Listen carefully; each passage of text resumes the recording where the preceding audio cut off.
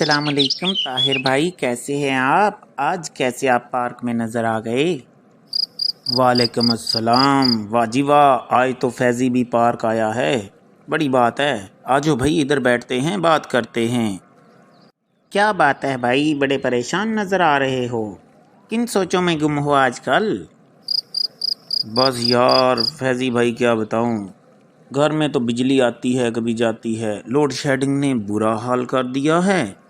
तो इससे तंग आकर मैं इस खुली हवा में आ गया हूँ।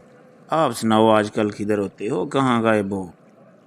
हाँ भाई, मैं इधर ही होता हूँ, मैंने किधर जाना है। लेकिन आजकल आप हालात से इस कदर क्यों शिकवा कर रहे हैं? सब्र से काम लो। अगर आज हमारे यहाँ तवानाई का बहरान है तो इंशाल्लाह आने वाले वक्तों में फरावानी हो जाएगी बिजली की भी, और ये सब ठीक हो जाएगा। अरे कब होंगे हालात तब्दील? पिछले कई सालों से पाकिस्तान के अवाम गैस और बिजली की कमी का सामना कर रहे हैं, लेकिन किसी के कान पे जूं तक नहीं रेंगती। हुकूमत ने इस तरफ ध्यान ही नहीं दिया। हाँ जी, ये तो आप सही कह रहे हो। आजकल तो सिर्फ गैस और बिजली के अलावा पेट्रोल का भी कोई हाल नहीं। कीमतें हैं क्या आसमान से बातें कर रही हैं, और आवाम की पहुंच से दूर है सब कुछ। मेरी तो समझ से बाहर है। आखिर कोई तो वजह होगी इस बहरान की। ये क्या वजह हो सकती है भाई?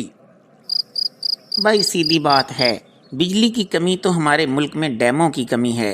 दरिया बहुत हैं लेकिन डैम बहुत कम बनाए गए।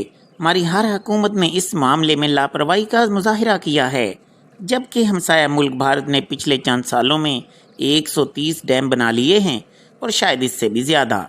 लेकिन हमने सिर्फ 3 डैम बनाए हैं, जिनमें से काला बाग डैम अब भी सियासी इख्तलाफात की नज़र है और वो भी नहीं बन सका। तो बहुत नुकसान हो रहा है। देखो, बिजली और गैस की कमी से ना सिर्फ कारखानों और फैक्ट्रियों बल्कि घरेलू सार्फिन को भी मुश्किलात का सामना करना पड़ रहा है।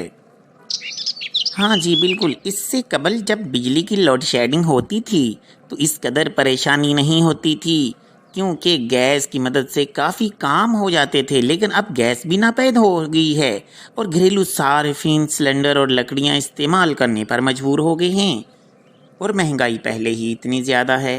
आप नोट करो यार, बिजली और गैस की लोड शेडिंग से तुलबा का मुस्तकबिल भी दांव पर लग रहा है। सारा दिन स्कूल और कॉलेज में रहने के बाद रात का वक्त ऐसा होता है कि जब पढ़ाई की तरफ तवज्जो कर सकते हैं, लेकिन ये बदकिस्मती देखिए कि बिजली और गैस की लोड शेडिंग की नज़र हो जाता है ये वक्त भी, और पढ़ाई भी नहीं ठीक से हो पाती। गैस, तेल और सीएनजी की किल्लत से आवाम को बेहद मुश्किलात का सामना करना पड़ रहा है। पेट्रोल पंप और सीएनजी सेंटर्स पर गाड़ियों की कतारें लगी हुई हैं, बल्कि सीएनजी तो वैसे ही बंद हो चुकी है अब। हाँ भाई, इस बहरान ने जो सिर्फ हमारे मुल्क बल्कि दुनिया के कई ममालिक को अपने लपेट में ले लिया है। हर मुल्क गैस और तेल के नए ज़खायर की तलाश में है। मालूम नहीं ये कोशिश किस हद तक कामयाब होती है। अरे हाँ, इसीलिए तो अनवर मसूद ने कहा था, मशहूर शायर हैं, जो चोट भी लगी है वो पहले से बढ़ के थी। हर ज़रबे करब नाक पे मैं तिल मिला उठा। पानी का, सुई गैस का, बिजली का, फ़ोन का बिल इतने मिल गए कि मैं बिल बिला उठा। अरे वाह जी वाह, बड़े सुकन शनास हो गए हो। क्या बात है भाई, कमाल कर गया भाई। अरे सूक्ष्म शनासी की क्या बात करते हो? ऐसे कठिन हालात ही तो इंसान को ज़ुबान दे देते हैं। मेरी समझ में नहीं आता कि जो मुल्क तवानाई के बहरान के भंवर में इस कदर फंस चुका हो, उसका मुस्तकबिल क्या होगा। मुस्तकबिल का तो सिर्फ अल्लाह ही बेहतर जानता है, लेकिन इतना ज़रूर कहूँगा कि जब तक अवाम अपने हालात से बदलना ना चाहेंगे तो अल्लाह भी इन कौम की हालत नहीं बदलेगा। ये तो अवाम को भी कुछ करना पड़ेगा भाई। कह तो आप ठीक रहे हैं, इस बहरान पर काबू पाने के लिए हमें अपना किरदार भी अदा करना होगा। बिल्कुल, हमें चाहिए कि ज़ाती गाड़ियों की बजाय पब्लिक ट्रांसपोर्ट को तरजीह दें। मुल्क की इस तरह ही हम बचत कर सकते हैं। बल्ब की बजाय एनर्जी सेवर इस्तेमाल करें। گیس کا چولہا صرف ضرورت کے وقت ہی استعمال کریں، بغیر ضرورت کے کوئی پنکھے یا لائٹیں یا کوئی بھی بجلی کی چیزوں کو استعمال نہ کریں۔ اگر حکمران چاہیں تو بحران کا حل بخوبی نکالا جا سکتا ہے، لیکن بدقسمتی سے ایسے حکمران میسر ہی نہیں ہیں جنہوں نے عوام کے دکھوں کا ذرا بھی احساس کیا ہو۔ اگر کوئی ہوں گے بھی تو وہ کر نہ پائے۔ یہی وجہ ہے کہ آج ہمیں گیس اور بجلی کی شدید قلت کا سامنا ہے، اور عوام ذہنی پریشانی میں مبتلا ہے، اور ڈپریشن کی بیماری بھی عام ہو رہی ہے۔ ہماری گورنمنٹ کو بھی تو چاہیے کہ گیس پائپ لائن کے دوسرے ممالک سے کچھ ایسے معاہدے کر سکتے ہیں جس سے کہ اپنی ملک کو بخوبی پورا کیا جا سکتا ہے۔ اس کی ضرورت کو مد نظر رکھتے ہوئے ان سے آپ گیس لے سکتے ہیں۔ مگر میرے خیال میں فیضی بھائی، میرے خیال میں تو حکومت کو چاہیے کہ وہ تیل اور گیس کے نئے ذخائر اپنے ہی ملک میں تلاش کرنے کی طرف توجہ دیں۔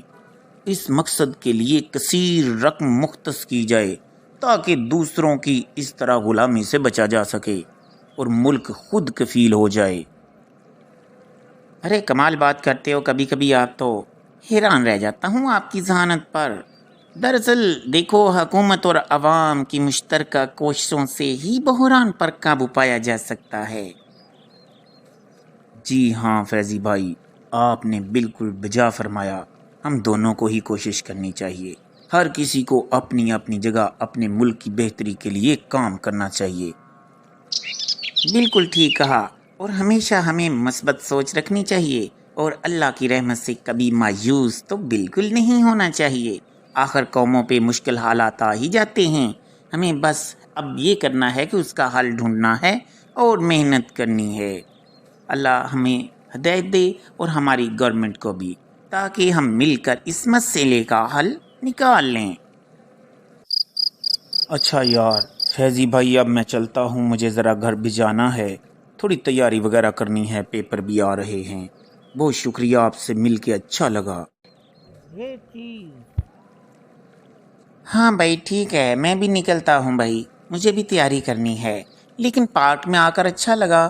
روزانہ آیا کرو جہاں ملاقات ہو جائے کرے گی۔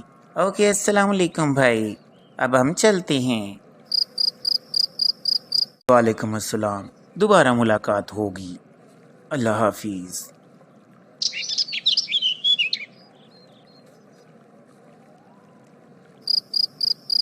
ٹھیک ہے طاہر بھائی، اللہ حافظ۔